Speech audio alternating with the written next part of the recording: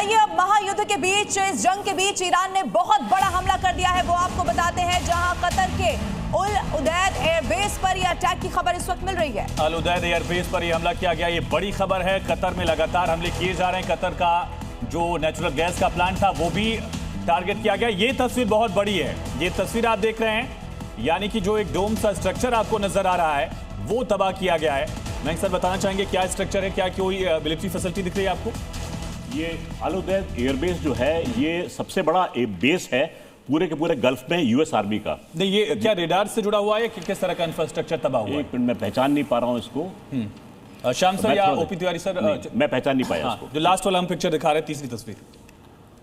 देखिए, डायरेक्ट तो कोई रिपोर्ट नहीं समझ में आ रही है इसमें, लेकिन जब जैसा बता रहे हैं 100 से ज्यादा जहाज है इनके पास। एयर डिफेंस सिस्टम वहां लगा हुआ है, सबसे बड़ा बेस है, सेंट्रल कमांड का वहां पर हेडक्वार्टर है, और सबसे ज्यादा मार भी कतार पे चौथे नंबर पे कंट्री है जिसको वो मार रहे हैं। यूएई के बाद, बहरीन के बाद ये नंबर आता है, क्योंकि लगातार एयरबेस को अटैक करना जरूरी है।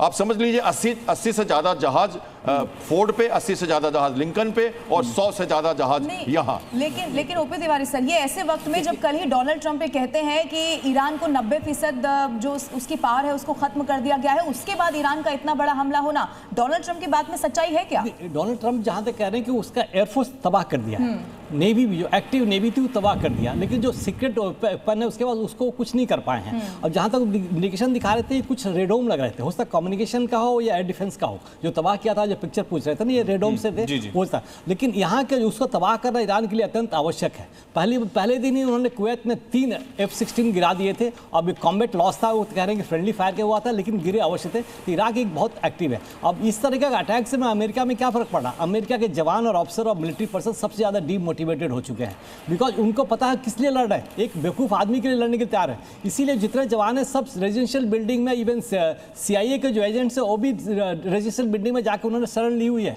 यही नतीजा ये हो रहा है। तो जहां तक जितने बेसेज है 7-8 देशों में, उस सबको न्यूट्रलाइज करने की कोशिश कर रहा है। छोटा सा सर, बहुत क्विक। आप याद कीजिएगा इस समय जब 12 दिन का युद्ध हुआ था ईरान और इजराइल के बीच में, तो सबसे पहले अल उदैद एयरबेस को खाली किया गया था। कतर पे ही हमला भी सबसे पहले ईरान ने काउंटर अटैक में किया था। एक बड़ी खबर इसी बीच। बिल्कुल, ये बड़ी खबर महायुद्ध से जुड़ी हुई है। यूएस इजराइल को अब ईरान की ललकार देखने को मिल रही है। ईरान के विदेश मंत्री की एक और बहुत बड़ी चेतावनी सामने आ गई है। सैयद अब्बास अरागची ने कहा कि दुश्मन को कड़ा सबक सिखाएंगे, ऐसा सबक सिखाएंगे कि कभी ईरान पर हमले के बारे में सोचेंगे भी नहीं। ये कहा गया है अब्बास अरागची की तरफ से। ये कोई पहला मौका नहीं है, ईरान इस तरह पहले भी बोल चुका है। शाम सर, आप बताइएगा कि जब ईरान इस वक्त ऐसे वक्त पर ये कह रहा है, जब अलग अलग मोर्चों पर वो अकेला जंग लड़ रहा है, कितनी ताकत है ईरान में? इस पर जवाब लेंगे, लेकिन पहले दर्शकों को सुना देते हैं। तो ईरान की ये जो बड़ी धमकी है, चेतावनी है, वो हमने दर्शकों को सुना दी। और एक और बड़ी खबर इसी महायुद्ध से जुड़ी हुई है, अब आपके सामने। तो ईरान पर डोनाल्ड ट्रंप का बहुत बड़ा हमला। ईरान एक आतंकवादी देश है, हालांकि मजबूत देश भी कहा, लेकिन सबसे बड़ा हमला आतंकवादी देश कहकर किया।